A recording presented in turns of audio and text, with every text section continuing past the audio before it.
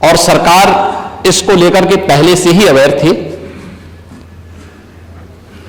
अंतर विभागीय समन्वय से संचारी रोग नियंत्रण के लिए, आपने केवल डेंगू की बात की है, जब वेक्टर बॉर्न डिजीज की हम बात करते हैं तो केवल डेंगू उसमें नहीं आता है। वर्मा जी, आप तो चिकित्सा शिक्षा के मंत्री रहे हैं ना, तो केवल डेंगू नहीं आता उसमें, मलेरिया भी है, चिकनगुनिया भी है, कालाजार भी है। इन सभी से संबंधित वेक्टर बॉर्न डिजीज हो या फिर वाटर बॉर्न जल जनित हो या फिर विषाणु जनित कोई भी बीमारी हो, इनके उपचार के लिए सरकार के स्तर पर एक समन्वित प्रयास किया गया है। और उस समन्वित प्रयास को ही हम लोगों ने संचारी रोग नियंत्रण का एक विशेष अभियान, वर्ष में 3 बार चलता है कार्यक्रम, जिसमें पहले 15 दिन संचारी रोग के लिए अवेयरनेस के साथ साथ अंतर विभागीय समन्वय से स्वास्थ्य विभाग नोडल विभाग होने के नाते सभी अन्य विभागों के साथ समन्वय के माध्यम से इन कार्यक्रमों को नियंत्रित करता है। इसके बाद डोर टू डोर जाकर के दस्तक अभियान के माध्यम से कहीं भी कोई व्यक्ति जो बुखार से पीड़ित है, उस व्यक्ति को नजदीक के स्वास्थ्य केंद्र में उपचार की सुविधा दिलाने की व्यवस्था करना। उत्तर प्रदेश 25 करोड़ की आबादी का राज्य है और स्वाभाविक रूप से अलग अलग क्लाइमेटिक जोन होने के नाते अलग अलग क्षेत्र में अलग अलग प्रकार की बीमारियां देखने को मिलती हैं। जैसे आप ईस्टर्न यूपी से चलकर के नेपाल की तराई से लेकर के सहारनपुर तक देखेंगे तो इंसेफ्लाइटिस से पूरा क्षेत्र प्रभावित था। अगर आप बरेली और बदायूं और उसके आसपास के क्षेत्र को देखेंगे तो यह क्षेत्र मलेरिया से ज्यादा संक्रमित रहता था। वाराणसी से लेकर के प्रयागराज, लखनऊ, कानपुर होते हुए अगर आप फिरोजाबाद, आगरा तक पहुंचेंगे तो यह पूरा क्षेत्र डेंगू से प्रभावित है। अगर बुंदेलखंड क्षेत्र में अगर आप देखेंगे तो यह क्षेत्र चिकनगुनिया से प्रभावित है। बिहार से सटे हुए जो हमारी सीमाएं हैं वहां पे हम देखेंगे तो कालाजार इन क्षेत्रों में ज्यादा प्रभावी रूप में देखने को मिलता था। और सरकार के द्वारा जो समन्वित प्रयास किया गया है, आपने केवल डेंगू की चर्चा की, बीमारी डेंगू पूरी तरह नियंत्रण में है और सरकार के द्वारा समय पर उठाए गए कदमों का परिणाम था। एक प्रकार का एक फ्लू हो गया है, फ्लू है, आता है, इसका एक अपना एक साइकिल इसका होता है। लेकिन मुझे आश्चर्य होता है कि जो सदस्य यहां पे प्रश्न उठा रहे थे, एक बहुत सीनियर सदस्य हैं, वो तो जब चिल्ला रहे थे तो मुझे उनके स्वास्थ्य की भी चिंता हो रही थी, रविदास मल्होत्रा जी की। उसको आपने जो बात कही है वह ब्लड ट्रिप नहीं था, उसको प्लेटलेट्स कहते हैं, ठीक है ना, प्लेटलेट्स कहते हैं।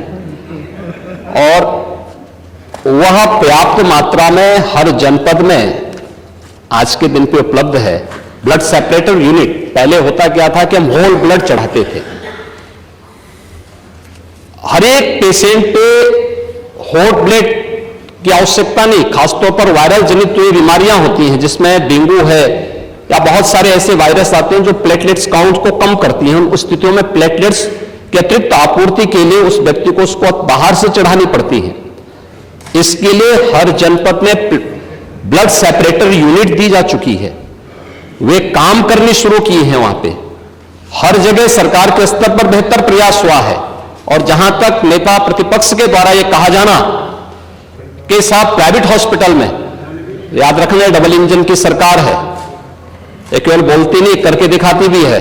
प्रदेश के अंदर 10 करोड़ लोगों को आयुष्मान भारत और मुख्यमंत्री जन आरोग्य योजना के अंतर्गत 5 लाख रुपए सालाना स्वास्थ्य बीमा का कवर भी ये सरकार उपलब्ध करा रही है।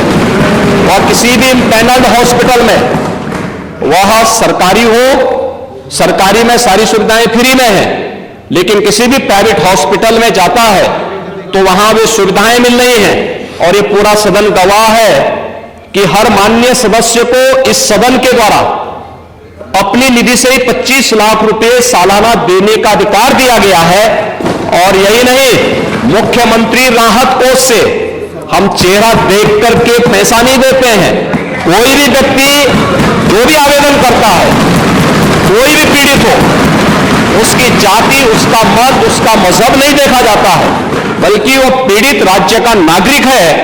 उसको प्रदेश में, देश में या दुनिया में जहां कहीं अच्छी स्वास्थ्य की सुविधा मिलती है, और सुविधा के लिए मुख्यमंत्री राहत कोष से भी हम पैसा देने में कोई कोताही, तमाम मान्य सदस्य विपक्ष में बैठे हुए हैं, वो हर व्यक्ति इस बात को कह सकता है। उनके प्रस्ताव आते हैं बिना किसी भेदभाव के, हमने उसके लिए भी धनराशि उपलब्ध कराई है। आयुष्मान भारत और मुख्यमंत्री जन आरोग्य योजना भी है, आभारी आदरणीय प्रधानमंत्री जी के, जिन्होंने आयुष्मान भारत जैसी योजना दी, जिसमें हर गरीब से गरीब व्यक्ति भी आज अपना उपचार किसी भी अच्छे कॉर्पोरेट हॉस्पिटल में भी करा सकता है, और देश में भी करा सकता है, दुनिया में भी कहीं करा सकता है। हर वर्ष की सुविधा उसको मिली है। मुख्यमंत्री जन आरोग्य योजना की सुविधा भी उसे दी गई है। इसके अलावा माननीय विधायकों को भी 25 लाख रुपए तक खर्च करने का अधिकार दिया गया है, और इसके साथ ही मुख्यमंत्री राहत कोष भी उसके लिए उपलब्ध है। इसलिए समस्या केवल इस बात की नहीं कि हम समस्या के समाधान की ओर जाएं, समस्या केवल हर मुद्दे का राजनीतिकरण करके समाज में अव्यवस्था पैदा करना, लोगों में असंतोष पैदा करने का जो कुत्सित प्रयास किया जाता है, वो तो कोरोना कालखंड में भी लोगों ने देख लिया था, जब आप लोग बहका रहे थे लोगों को कि वैक्सीन मत लगाना, ये मोदी वैक्सीन है, और लोगों को गुमराह कर रहे थे। परिणाम क्या है? मोदी जी के शासनकाल में, उनके मार्गदर्शन में हमारे वैज्ञानिकों के द्वारा बनाई गई दोनों वैक्सीन दुनिया की सबसे प्रभावी वैक्सीन है। दुनिया के अंदर तमाम देशों में कोरोना महामारी के मामले बढ़ते हुए दिखाई दे रहे हैं। भारत में कोरोना कंट्रोल है, और उत्तर प्रदेश में भी पूरी तरह नियंत्रण में है, कहीं कोई समस्या नहीं है। सरकार आपके द्वारा उठाए गए मुद्दों पर पूरी तरह सतर्क है, और अब तो इसके मामले वैसे भी समाप्ति की ओर है। बरसात के समय जल जमाव वाले क्षेत्रों में, अन्य क्षेत्रों में इस प्रकार की बातें देखने को मिलती हैं, और ये केवल डेंगू के मामले नहीं होते, इंसेफ्लाइटिस के भी मामले होते हैं, मलेरिया भी होता है, कालाजार भी होता है, चिकनगुनिया भी होता है। तो आपकी जानकारी के लिए, हो सकता है कि काफी दिन हो गए मंत्री पद से हटे हुए, तो आप भूल गए होंगे, तो आपके संज्ञान में लाने के लिए हमने दिया था।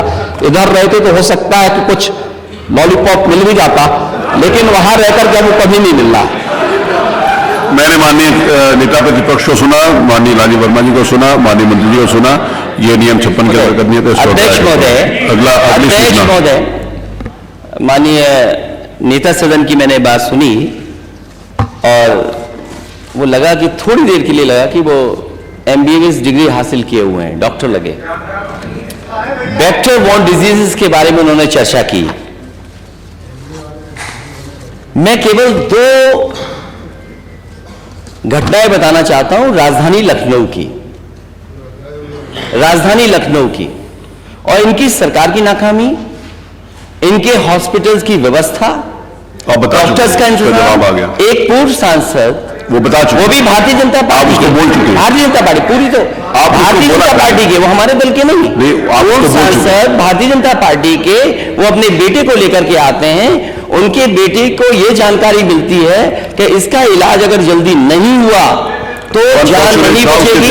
वो एक अस्पताल से दूसरे अस्पताल भागे, और इलाज के लिए वो एडमिट नहीं करा पाए, और उनके बच्चे की जान चली गई। इसका जवाब क्या है डेवलपमेंट की सरकार के पास?